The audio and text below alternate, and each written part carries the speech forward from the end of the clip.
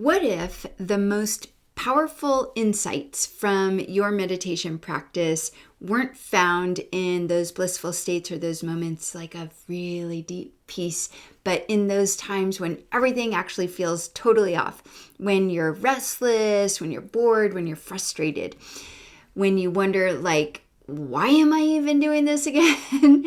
What if it was those moments that weren't problems to solve, but more like invitations to listen? Well, stay tuned, because in this video, we're going to explore how the way that you relate to your practice, especially when it's not going the way that you had hoped, can reveal the deeper intelligence of this path itself.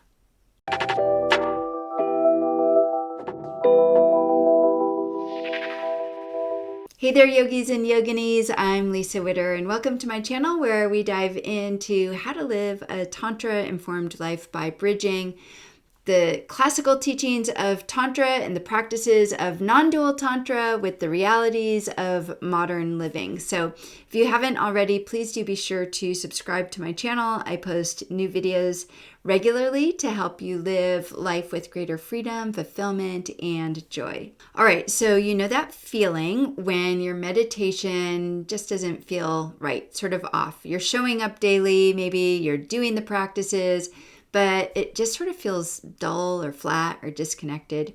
That sense of inner peace that always used to come easily for you maybe feels distant now, or that motivation that used to get you on the cushion in the first place, that's not there anymore. And then you start to wonder, am I doing something wrong here?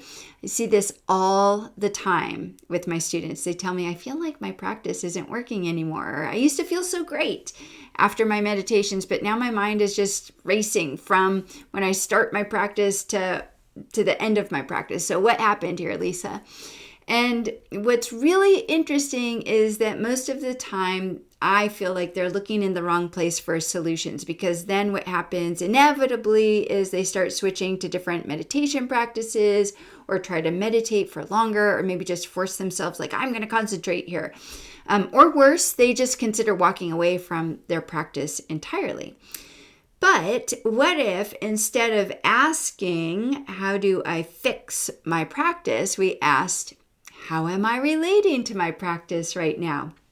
Because more often than not, the practice itself isn't what's wrong. What's changed is the relationship. So just like any long-term relationship, your connection to your spiritual practice is going to change over time, right? There's this honeymoon phase that inevitably, where everything feels alive and effortless. And then the ordinary rhythms of your practice, they settle in. And eventually there's going to be these moments of doubt. There's going to be moments of sort of resistance, of just being bored. These aren't failures. They're actually normal, and they're invitations to go deeper. And over the years, I've seen some really common patterns that show up in how we relate to our practice. So there's the results-based relationship. I meditated for 30 minutes today. Why don't I feel any better? There's the nostalgic relationship. I wish I could get back to how it felt before. There's the perfectionist relationship. Oh, I have to do it right or else this meditation doesn't count. There's the transactional relationship. Oh my God, I put in all the time. Where's the calm that I paid for? So anyone who's had a long-term meditation practice has experienced all of these, including me. And here's where I think this gets really powerful. And that is that the way that you relate to your meditation practice is almost always a reflection of how you relate to everything else in your life. So if you're chasing those outcomes in your practice, you might be chasing outcomes in your relationships or your job. If you're constantly judging your meditation practice, you're probably judging your creativity, your self-worth, your body. So that's what makes this path so transformative, because it's a mirror for the rest of your life. One student I had realized that they were always evaluating their practice. They were never, ever satisfied. And in our work together, she saw that this was how they approached everything. art, relationships, how they moved through their day.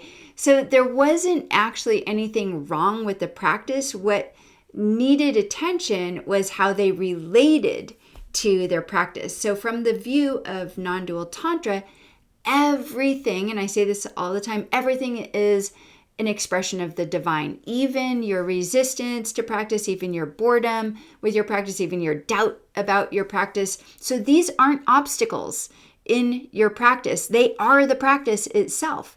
Tantra doesn't ask us to bypass or push through whatever arises. It invites us to meet it and to relate to it with presence, with curiosity, with reverence. So how do we work with moments like this? So let me offer you a very simple shift in approach. So first, just acknowledge what's present. Don't push past it. Just pause and say, oh, this is resistance here. Oh, I'm noticing boredom.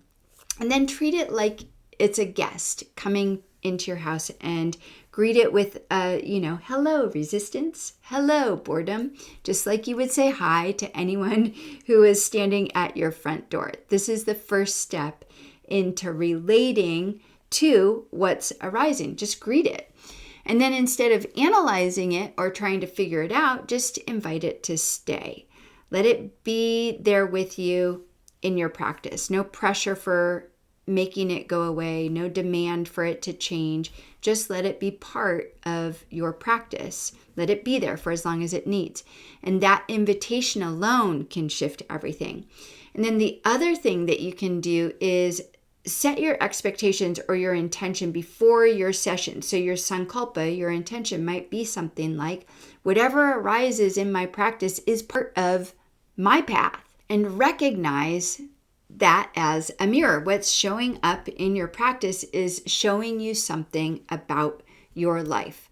So living a Tantra-informed life means recognizing that how you relate to your practice is how you relate to everything. When you stop forcing your practice to feel a certain way or to produce particular results, then you cultivate the skill of meeting every moment exactly as it is. Instead of controlling your experience, you become more present, you become more patient, you become more curious, not just on your meditation cushion, but in your relationships, in your work, in like ordinary moments of your day. So by learning to stay with whatever arises in your practice, whether it's boredom or restlessness or whatever, you strengthen your capacity to meet life's challenges with more clarity and compassion and ease. So in this shift, what happens is that striving starts to soften into trust. You begin to embody the deeper wisdom of Tantra in every area of your life. So thank you so much for joining me today. If this video spoke to you, I'd love to hear about it. Drop a comment below and let me know. And if you haven't already, do be sure to subscribe to my channel. I post new videos regularly to help you live a Tantra-informed life with more clarity, more ease, and more depth. So until next time, may your practice meet you exactly where you are and reveal exactly what you need to know and see right now. Namaste.